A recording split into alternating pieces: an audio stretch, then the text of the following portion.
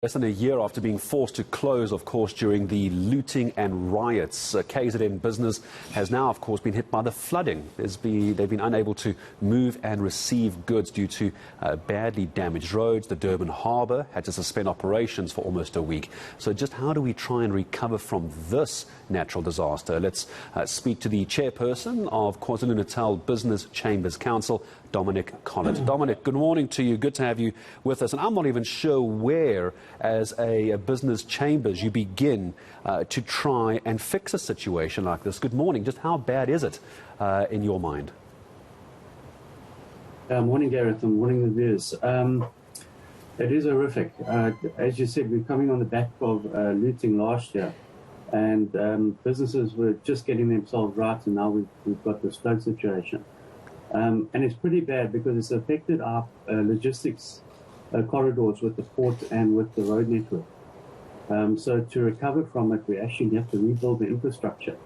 It's a fundamental aspect that needs to be fixed. It's not just business getting on their feet again. In the looting, it was a matter of businesses putting their factories together, getting their stock back in, getting the insurance claims through. But this is far more a disaster than what was last year. Because of that road logistics network. The port supplies not only local import and export businesses, but is a connection for South Africa. So the fuel comes through the port, and then all the trucking and container import comes through here. So it is devastating. As far as trying to prioritise, and I know this is an almost impossible question, Dominic, but I suppose we have to try and prioritise to begin somewhere.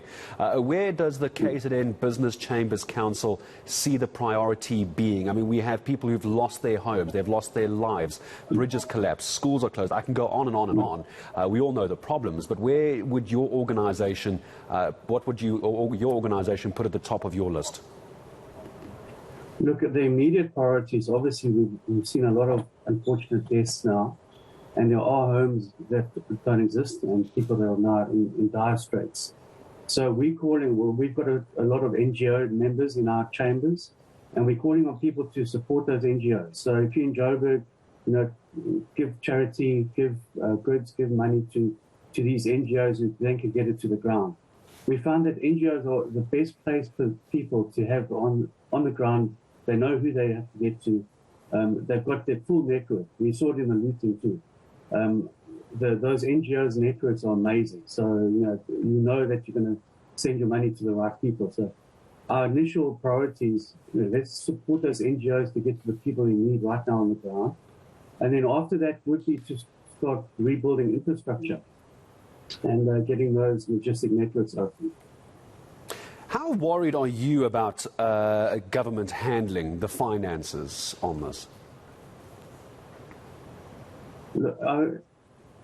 It was a great message that the President had last night. I think if we can create a state of disaster and be able to access national funding, that it's not burdened on the provincial fiscus, I think that is a very good move.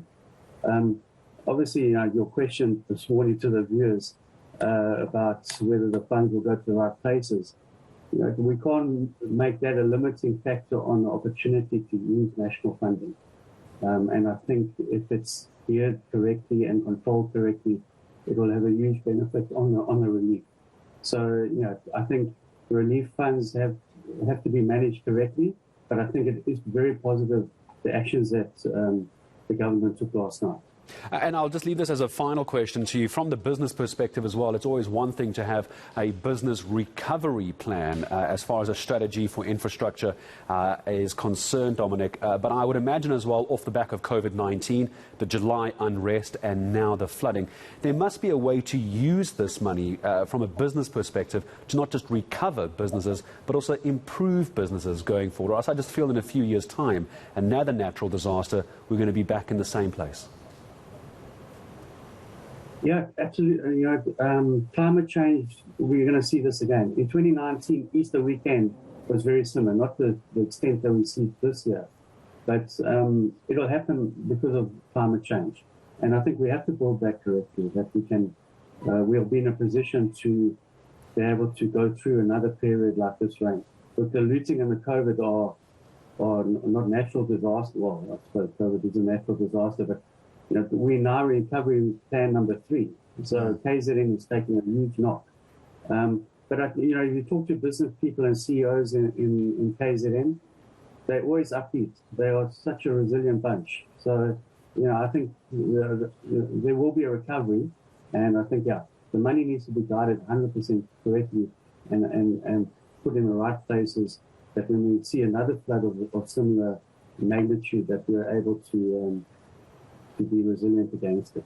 Yeah, it's about the resilience and trying to stave off this kind of damage going forward. You can't stop Mother Nature, of course, but you can be better prepared for it. Never mind the fight against global warming as well. Dominic, I really appreciate your time. Thank you for speaking to us. Dominic Collett, Chair of the KZN Business Chambers Council. We're heading